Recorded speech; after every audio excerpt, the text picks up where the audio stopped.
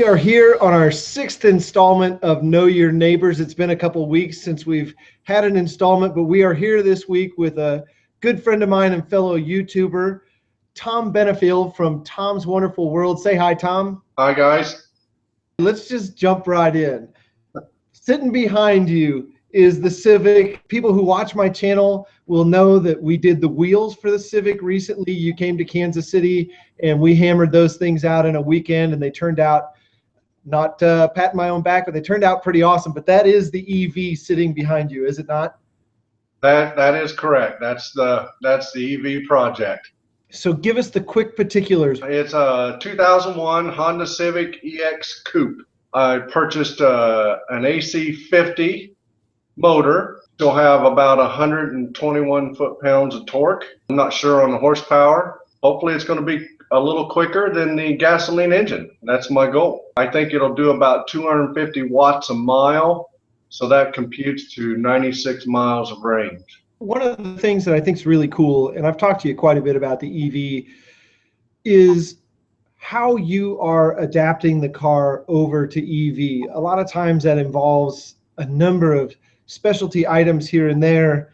And from what I've seen, you've used as much of the factory pieces and parts as you can, and then added the EV stuff where you have to. I think it'll be a much cleaner build if I can just adapt everything to a few custom pieces instead of making the entire engine bay or motor bay now custom. It's the only custom pieces that are going to be in it is the motor itself and the adapter plate to the transmission and the adapter plate for our accessory pumps that we're going to run.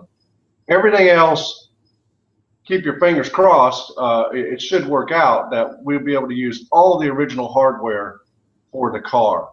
So if I ever built another one, all I have to do is get a few key pieces made and bolt it together. What do you do all day if you're not doing EVs? Oh, if I'm not doing EVs, I'm working on a Honda usually, or cutting the grass, or trying to sell a wheel.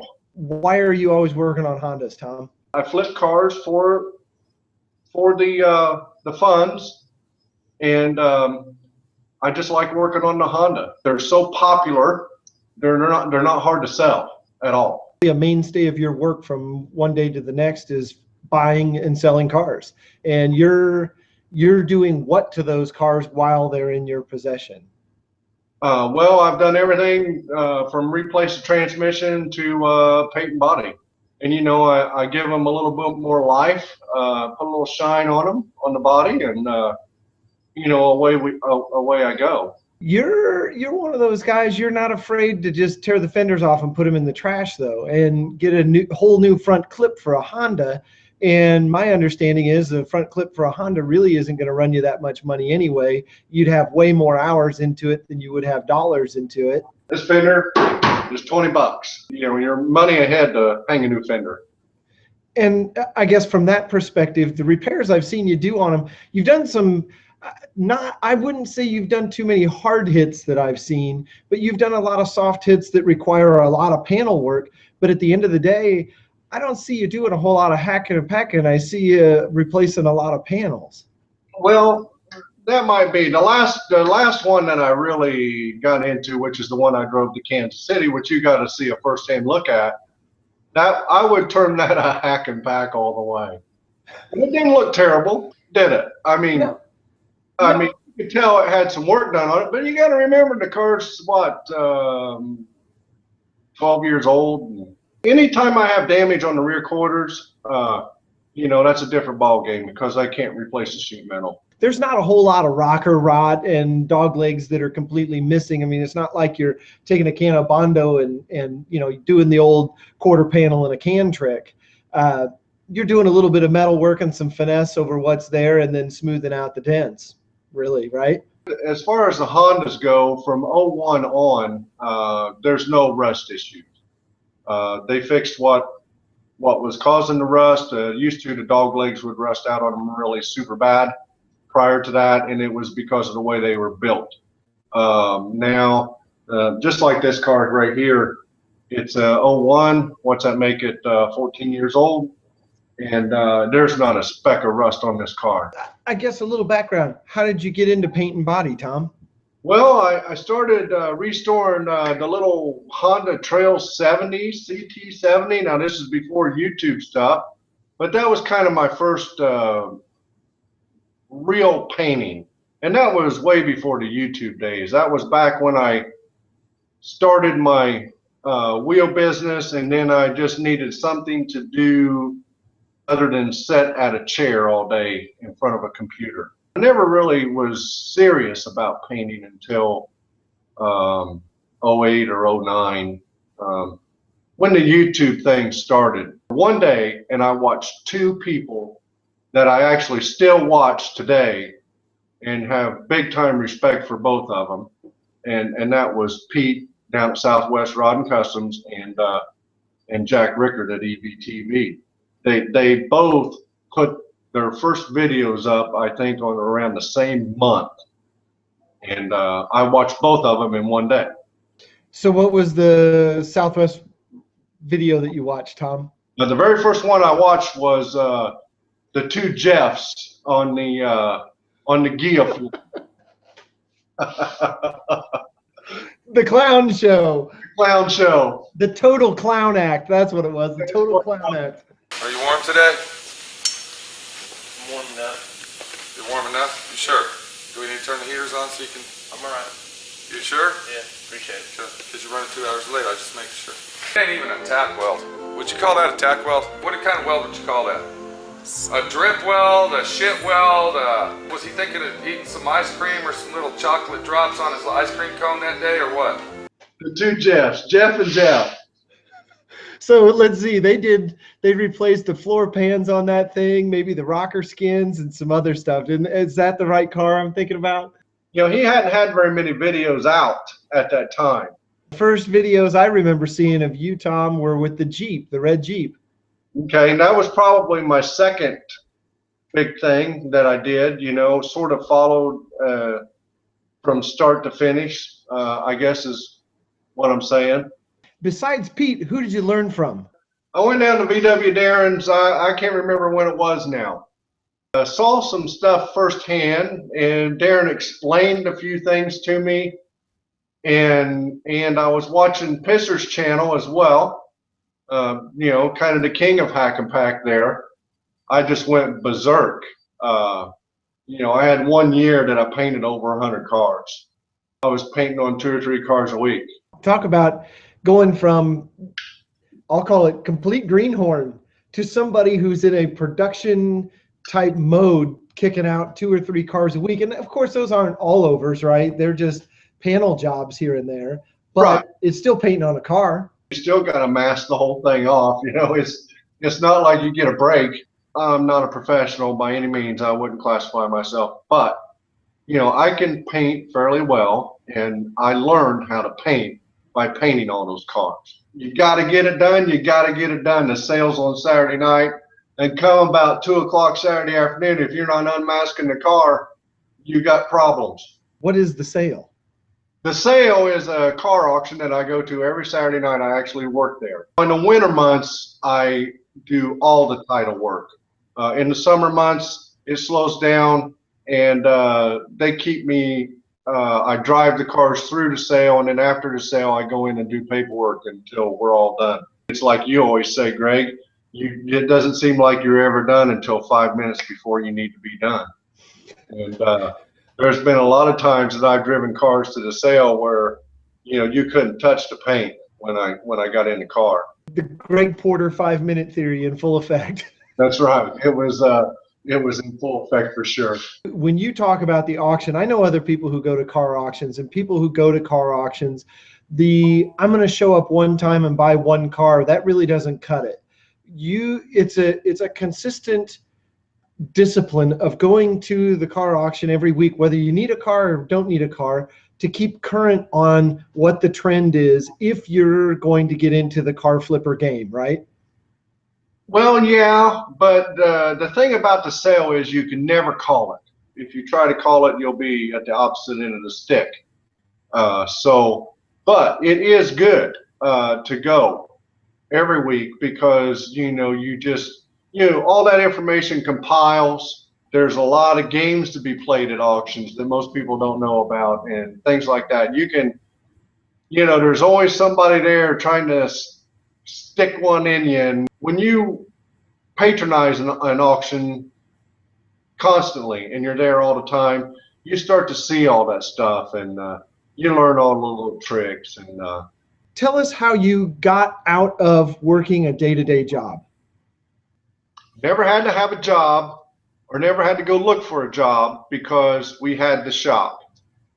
And we had the shop until about 1993. I went to work in the heavy construction industry, paving. I was on a paving crew. All the time, though, after the shop, all the time, I always tried to do something else on the side. I immediately didn't like working for somebody else. One time I had over 30 apartment units. I had storage units that I built and owned and maintained. Come along about 2003 or 4, eBay was starting to get pretty big. And I got this bright idea that I could sell custom wheels on eBay. So I went and got all hooked up, became a dealer for American Racing, and started selling wheels pretty much exclusively on eBay and out of the shop here. So once that got strong enough, and it took right off, I mean, I was amazed. Money was flying in. It went 2 years that way, 2 seasons I paved, and after that I quit, and I've never gone back. Even though the wheel business fell into the tank with the economy at the end of 2008, I just never went back. And it's been Tom working for Tom ever since. Right. But it was Tom sort of working for Tom until after the shop as well. Even though Dad was the boss, I never felt like I was working for him. I felt like I was working with him. My dad was probably my best friend. I don't know how else to explain it. My dad never seemed like my dad. For those who don't know, what kind of shop was it? It was a machine shop. We built specialized gauging for the automotive and aircraft industry. That gauging was put on the line where they manufactured the parts, and then they would check. In some cases, they would check every single part. In other cases, they would random check parts. But they would build the line in the secret facility in Anderson, Indiana. GM had a secret plant that they didn't want anybody to know about. They would actually construct the lines in this plant, put our gauging in it, and the whole line would be functionable, and then they would package it up, put it in semis, and haul it to Juarez, Mexico, and go into production. It got to the point where you could take a CNC machine center and make the stuff that we were making in, 1/10 of the time, maybe. We're seeing a little bit of a resurgence here recently just because of the emphasis on rapid prototyping, as a lot of people who aren't into machining, aren't into the tool room craft, have gotten back into it to learn the art of it, because you need to have some of those skills, while not nearly as polished as the production guy would be, but some of those skills to inform how you can use rapid prototyping to make the part you want to make. You're exactly right. I've talked to people, lots of people, and they'll tell you that they got a CNC equipment and this, that, and the other, and they'll get a guy that doesn't have much tool and die background, but he's super smart on programming the machine or setting the machine up. Or you'll get a guy who is no good at setting the machine up, but yet he's a fabulous tool maker. It seems like it can never get the same guy to have all the proper skills. I think I've got one more question and then I'll wrap it up. You haven't been afraid to jump in and try something new and make it happen, and very systematically you're successful at what you try. Is there any piece of advice, any nugget that you want to spit out for the people out there who are getting ready to dive into something that maybe they aren't familiar with or haven't done before? Any project, Greg, is nothing more than a series of problems to be solved. Take on each problem head on and solve it. And then go to the next one, and go to the next one, and go to the next one until you run out of problems. And then you look around and you're done. I will have to agree with one thing that you always say as well, is that do the things you know first, because what happens then is that you get a growing confidence as you go through the project, and you get a sense of an accomplishment as you're going through the project. So you don't, the project doesn't beat you up, so to speak. And what happens when you get beat up is eventually it'll go to the corner, and you know, they'll sell it off at the auction after you croak. I think that's probably what you do in your work constantly. You are nothing but a problem solver. In my opinion, Greg, I think you're one of the best problem solvers I ever met. Well, you know what I'm saying, because you can there's no quit in you. We deal with a lot of the same things, whether it's architecture that I deal with on a daily basis, that's how I make my paycheck, or project cars, or weird little projects. It's very complex, and you have to start somewhere, because if you don't start, you'll just eat yourself alive. I think they call it analysis paralysis is a word I've heard, or a phrase I've heard before. You have to start somewhere, and you have to get momentum, and then you have to make whatever it is you're doing, you just have to make it your bitch. That's the only way to say it. You keep your foot on its throat, and you don't let up until it gasps its last breath of air, and then you step on it again just to make sure. That's exactly right. When the tongue quits wagging, you may have it, but just go ahead and step on him again and make sure it's not going to, do any fluttering anymore. Well, Tom, I've enjoyed our time here talking, and I'm sure I speak for everybody. We look forward to seeing the progress, not just on the electric vehicle, but on other projects you work on. It's always fascinating to see how you work through it, and how really anybody works through it. I think that's the reason a lot of us are attracted to YouTube, is we see the pile of crap at the beginning, and we see the diamond at the end, and it's so much fun to watch, and it never gets old. So I appreciate you spending the time with me tonight to chat online. It's always a pleasure, and sharing a little bit of your story with everybody out there. I know we all look forward to seeing more on Tom's Wonderful World, and I appreciate you hanging out with me tonight. Greg, I just want to thank you for having me on your program, and I love the Know Your Neighbor concept. I've watched them all. I think they're great, and I can't wait to watch others in the future. I'm honored to be on your program. Well, I think we'll wrap it up there, Tom. Don't let your meatloaf. Don't let your meatloaf.